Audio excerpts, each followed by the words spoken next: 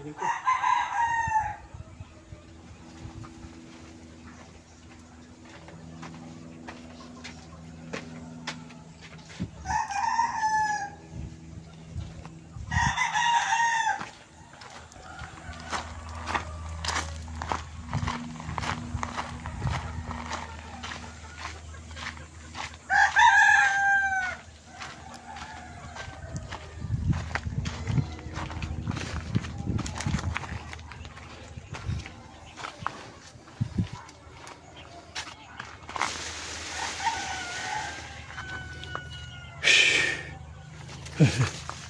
Oh, ganito nakalago ang aking mga singkamas. Marami ng bulaklak.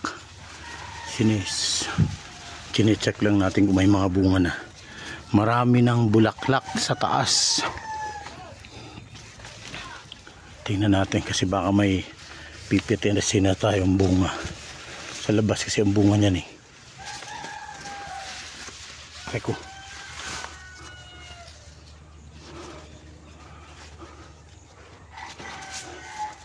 Wala pang bunga rito. Pero ayun yung isa.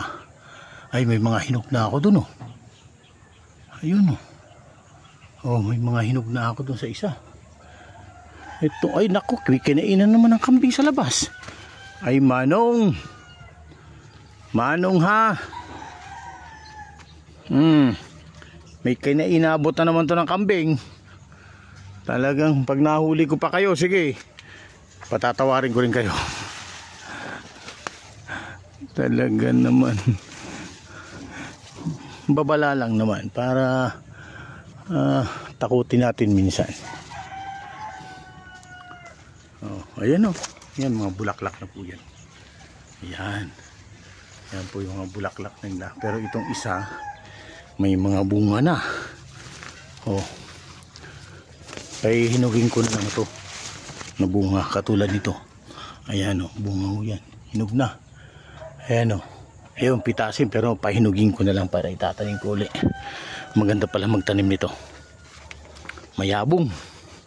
O, yan yung kinainan ng kambing as in talagang hindi na siya tumubo. Ayan. Galing ng pagkakain. Check natin nga kung may makukuha tayong ano.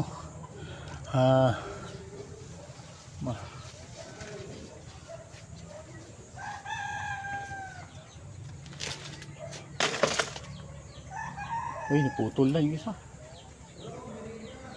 Ay, sige lang bro. Sige lang. Oo. Alam mo bro, yung kinainan ng kambing dito, talagang wala. Namatay. Dahil talagang mainit ang, ano yan eh, ang laway. Oo, mainit. Once sa kinainan niya, talagang hindi na, kumbaga hindi na magsasanga. Oo. Malapit na mamunga to. May mga bulaklak na eh. Yung isang puno ko kasi rito, ito yung kauna-unahan kong singkamas. Maraming ano, bulaklak na bro. Oo, pagka susunod yan bro, bunga na. Ang mahal niyan bro, kukunti lang na ganyan, ano na? 50 pesos. Oo. Isang tali, 50 pesos. Siyamba. Oo, pagka namunga to, ay ito ang ipupokus kong itanim. Oo. Di ba? Madalang yung ganyan. Ha? Madalang. Bihira. Ayan. Dito naman ta. Uy, may talong pa rito. Namunga. Ang talong talaga matibay ang ano, matagal. Matagal ang ano, ang buhay niya. Check natin dito yung mga tanim kong patan. Ayan na. Ayan o, gumapang na o. Sana wag nang, ayan o, gumapang na siya o. O, ito naman. May tanim ako itong tubo. Ayan. Yan yung tanim kong tubo. At mamaya pipitas tayo ng ilang piraso. Ayan. Ang aking mga tanim na tubo. Yeah! Ayan. Mamaya pipitasin ko ito kung ilang piraso ito. Maminindal doon sa pagkakatipon. Okay. Oh. At yung ipil-ipil ko na kukunan ko ng Dahon ng ano, pakain ko sa manok. Ayan. Ito dati talong to lahat to. Ayan.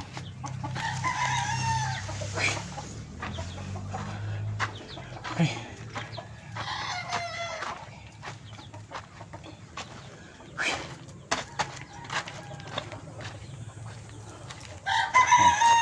Yung avocado ko nung tag-init, akala ko mamamatay. Kasi nagganito na, nag-dry na lahat ang dahon, oh. Hindi na nagsasanga. Ngayon, naisipan ko lagyan ng tubig.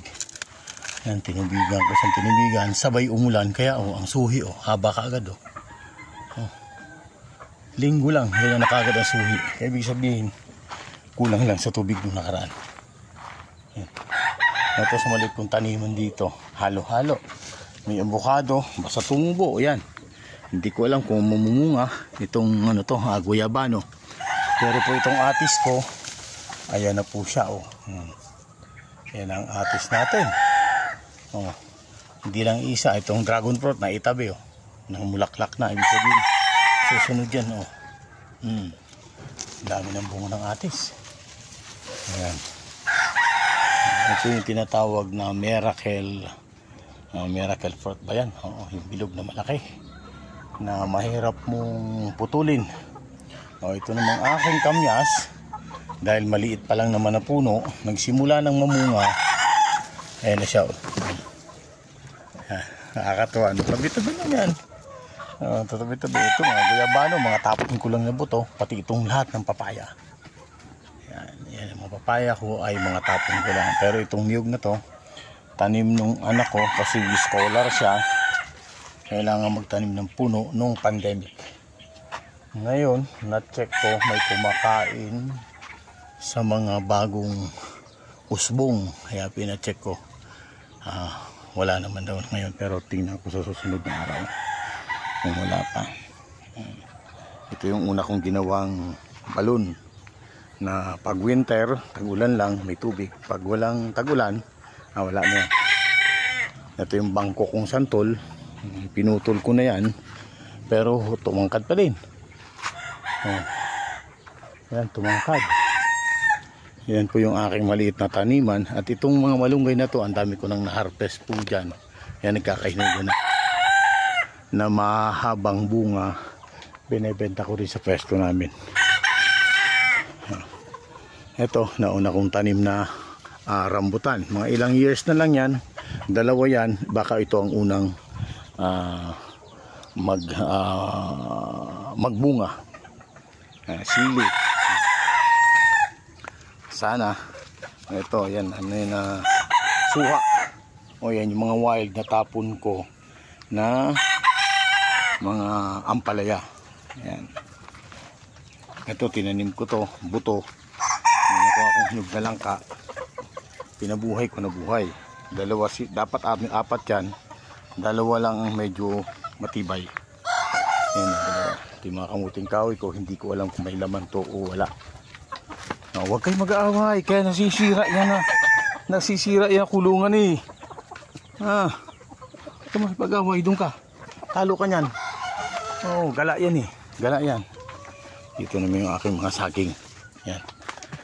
Ito, naging peste. Nung nakaraan, parang kinain siya ng uang. Hindi ko alam kung uang or anay. Ito yung saba. Ayun yung senyorita. Itong saba, yan Yun nasa bandaron, yan yung latundan. Ito, dahil tag-ulan na mapresko, at saka lahat ng nabubulok ko na basura na yung galing Davao ng mga saging na balat doon sa kanilang lalagyan, yan naka-stack yan. Later on, pag nag-focus tayo ng pagtanim, may organic tayong pataba. Yan, latanglad po yan. Kaya mapapansin nyo po, walang langaw ang aking manok. Hindi siya gaanong nilalangaw kahit medyo mabantot ng konti kasi marami akong tanglad. Ayan, tanglad natin. Ayan, mga tanglad yan. Marami. Sa kabila, mga iba-iba dun, mga fruit bearings. At saka ito yung katuray. Okay.